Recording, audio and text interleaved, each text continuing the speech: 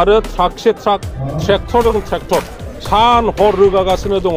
रायजो राजाया बयबो नुगासिनो दङ फरेस्ट डिपार्टमेन्टआ बेखौ हमनोनो हाया बिनि बिजामादैफ्रा गासिबो माने दंफांनि मिल दङ बे समस्थिनि सिङावनो दा 18टा दंफां मिल बानायबाय बेसेबांबा गुवार गुवार माने हन्डा मेसिन लानानै 7 जन 8 जन बिनि फेरेंगानि मानसिफ्रा सान हर दंफांखौ दानफायगासिनो दङ आरो ट्राकसे ट्राक ट्रेक्टरजों ट्रेक्टर सान हर रोगागासिनो दङ रायजो राजाया बयबो नुगासिनो दङ फरेस्ट डिपार्टमेन्टआ बेखौ हमनोनो हाया बिनि बिजामादैफ्रा गासिबो माने दंफांनि मिल दङ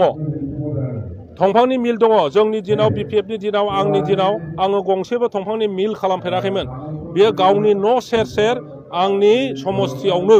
आंनि समस्थियाव गोग्लैयो बिथाङा बे समस्थिनि सिङावनो दा 18टा दंफां मिल बानायबाय 18टा दंफां मिलनि आदारा बहा मोनगोन दंफांखौ बहा मोनगोन गावनो बिजामादैयानो दंफां मिल खालामबाय आरो हाग्रानिफ्राय जेसेबां लाबोयो फरेस्ट डिपार्टमेन्टआ हमोब्ला बेनो खोन्थाहरनोसै फेरेंगायाव अफिसारखौ बुंहरनानै आरो बिसोरनो बिजामादैया बायना लायफिनजोबनोसै बेबायदि खालामदों आरो हाग्राया जोबनोसै आं मिथिनाय बायदिब्ला बे दंफां सिखावफोरनि नङा जे सान्तिपुर एलेका बा खुंग्रिं एलेका बे साइडआव थानाय जे एनजिअ ग्रुप एनजिअ ना मा होनो बे फेरेंगा सारनि दोननाय बिथांमोना जाहैबाय बिदिनो सोरबा पाब्लिकखौ दंफां हाहैनाय मानाय बेफोरबायदि बुंनानैहाय बिसोरो हाग्रानिफ्राय बख'बाय थादों खिन्थु बेखौ आं दहाय फुङाव खोनानाय लोगो लोगो आं माखासे हाइकामान्डनि मानसिफोरजों एसे खबर लालायनानैहाय आङो होसोलांनाय जादों ओमफ्राय बेजों लोगोसे बिसिनाव आङो फोरमान प्रुफ बिदोंमोन बिथांमोना होनो हायाखै थारमाने आङो जे गोबोरखि बाजाराव थांदोंमोन बे बाजाराव थांनाय लोगो लोगो आङो सासे मानसिखौ आं लोगो मोनहैदों लोगो मोनहैनानै आं सोंदों बिथांमोना जाहैबाय बेबायदिनो मा होनो हन्डा सोनानै लेबार बाहायनानै हाहोनानै ओमफ्राय सिखाव हानाय होननानैहाय बिसोरो हाग्रायाव दिखोनानै लानानै फैयो बेबायदि आं अनेक बार एनजिअनि मानसिफ्रा बेबायदि दा खोनानाय बायदिब्ला बेबायदि माबा हाबाफारिया सानबेसेबो जाबाय थादोंमोन आं खोनानायावथ' आङो ओरैनो खुनथाम खुनब्रैखौ आं खोनाबाय थादोंमोन खिन्थु आङो टाइमनि आंखालावहाय आं बे खामानिखौ आं मावनो हायाखै आरोखि ओरैनोथ' जोङो माबा ससियेल वर्कार हिसाबै आंबो सासे दङ जेनेबा काजलगाव साब डिभिसनाव आरो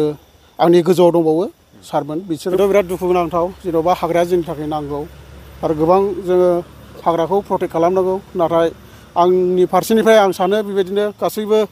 जेनोखि दंफां मावग्राफोर बिथांमोनखौबो आं खावलायगोन जाहाथे बिथांमोनाबो हाग्रा दाननाय एबा हादान एवनाय बेफोरखौ जाहाथे मावा आं बेखौनो खावलायो आरोखि आंनि थुरुबनिफ्राय बिथांमोना दंफां जब्द खालामनो हादों बेनि गेजेराव माबायदि मोनसे गारिनि जब्द खालामनो हागोन ओरैनोथ' 8 खानमोन ट्रेक्टरा खिन्थु माखासे मानसिफ्रा आं जब्द खालामनायाव आंजोंहाय माखासे गार्ड गैयि हिसाबै आं लाखिजोबनो हायाखै खिन्थु माखासे मबाइलनि गेजेरजों जोङो भिडिअ खालामनानै लानाय दङ नोंथांमोननो बेखौ होनाय जागोन बिथांमोना गोबांथार बेबायदिनो जोंखौ दम होदों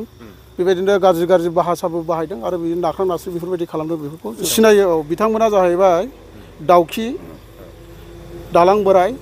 आलु दामफ्ला निहिमिया बिथांमोननि नामा एनजिअ एनजिअ फरेस्टनि